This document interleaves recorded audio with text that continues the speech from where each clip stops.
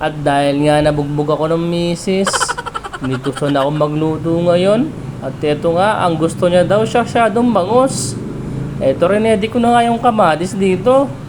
At nagiwa na rin ako ng bawang at sibuyas. Para mamaya magigisa ako kahit meron akong black eye. Ay ito nga, iniiwa ko na yung kamatis dito. At sakto nagiiwa na ako ng sibuyas. Mas lalo pa ako naiyak dito dahil nabugbog ako.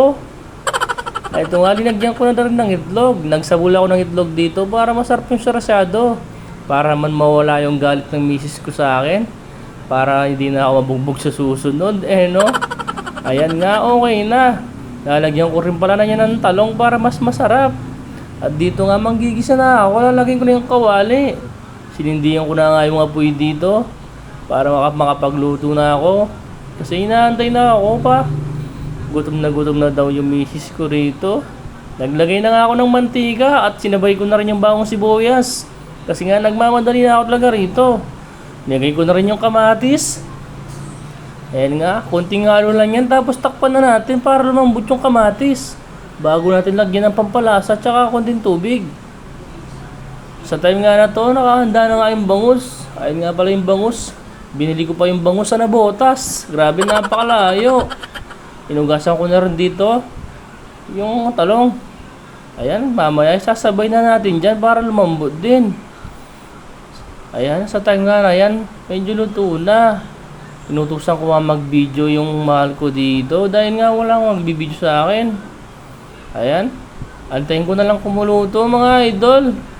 Alam ko, natakam na naman kayo sa luto ko niyan. Eto nga, linagay ko na yung bangus dito. At takpan natin yan. Nilagay ko na rin yung talong.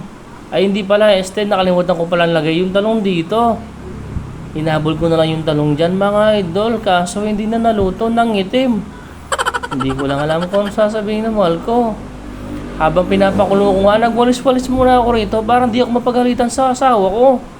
Para naman maisip niya na masipag naman yung asawa niya dito. Ayan oh. Nasa tama naman siya, di ba? Tamang lalaki. Oh, di ba? Hindi na siya magsisisi sa akin. Dahil nga wala siyang masasabi. Nagwawalis na, nagluluto pa. At eto nga. Yan, medyo luto na yan. Ayan na. Konting minuto na lang yan mga idol, luto na yan at kakain na kami dito. Nagsayang na rin pala ako dito. Kasi nga para mamaya, kakain na lang yung misis ko. Habang nagsasayang nga ako dito, nagmap na rin ako ng flooring. Alam ko kasi mamaya, sisigawan na naman ako noon. Kaya itong ginawa ko, pinilisan ko na nga.